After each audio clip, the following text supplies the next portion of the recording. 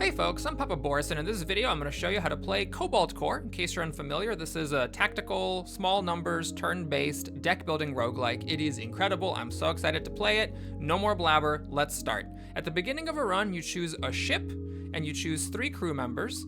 Without going into too much detail about it, this determines what your starting cards are, what cards you might find during a run, and the ship in particular determines like the layout, which matters, and your starting artifacts, which are very similar to boons in Slay the Spire. These determine some passive changes to the rules that, generally speaking, increase your power. Once you start a run, oh, and by the way, you can of course unlock more ships by beating the game or accomplishing other challenges, and you can also unlock more crew, but at the beginning of the game you only have 1 ship unlocked and only 3 crew unlocked, so you don't really have any choices to make when you first start your first run. Now, after you start a run, you also get a bonus. It's not always exactly these 3. There's a pool of possible bonuses, and the game seemingly chooses 3 of them at random. I'm just going to take, for the purposes of this introductory video, the one that is the most passive and requires no choices on my part. It just upgraded 2 cards. We'll talk about upgrades later. For now, let's just continue and take a look at the mechanics.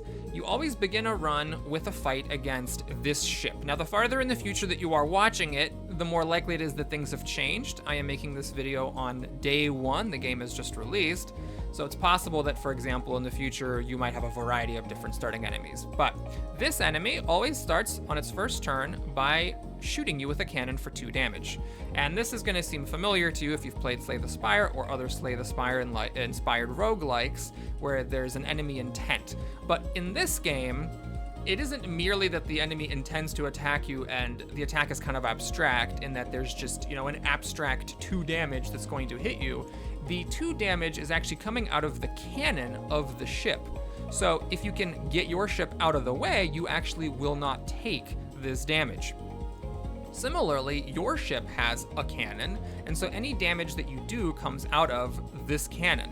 So for example, our block shot here would shoot a damage out of this cannon and hit the ship. But if this cannon is not in line with the enemy ship, then that shot would miss. Now, some other resources in the game, we have shields. There's 2 different types of shield. There's blue, which is shield, and then there's pink, which is temp shield. Blue shield works very similarly to armor in a variety of RPGs in that you always lose shield before you lose health. In this game, health is called hull. I will probably just call it health. As you might expect, health is a harder resource to come by, so losing it is a bigger deal than losing shield, which is easier to come by. But there's a limit to how much shield you can have. That depends on your ship. The starting ship can hold up to 4 shield. Temp shield has no limit. You can have as much temp shield as you want, but at the start of your turn, you lose any temp shield that you have. So basically, if you acquire temp shield during your turn and it is not used up during the enemy's turn, then you just lose it. If I shoot this block shot, it will deal 1 damage to the enemy and give me a temp shield. Now, you begin each combat with no armor. However, our ship that we begin the game with has this warp prep artifact, which actually gives you a shield and 1 evade at the beginning of each turn. We'll talk about evade in a little bit. For now, let's hit it with draw shot B, which got randomly upgraded at the beginning for 2 damage, and this symbol means we draw 2 cards. And now I'll go ahead and play a shield surge, which is actually the same thing as this basic block B that was upgraded, only the non-upgraded form of this is the same. So 1 regular shield and 1 temp shield. So the 2 damage coming at us from the enemy is going to be totally blocked by our temp shield. Like in Slay the Spire, you have, 3 energy to play cards with, which is something I normally hate, but in this game, it works. I'm totally fine with it here. Let's go ahead. Now the enemy is giving itself some shield and playing a buff on itself. So we'll do another 2 damage with draw shot B. We'll do 2 damage with multi-shot, and then we'll just attack it with a basic shot. So now the enemy is going to attack us again for 2 damage, except it got this status. So status, in this case, is power drive, or I should say the status in this case is power drive, and what it does is it just permanently increases all attacks by 1. So in this case, that 2 damage cannon is going to hit us for 3. So now let's talk about evading. Thanks to our warp prep artifact, we get 1 evade at the beginning of combat. That's indicated right here.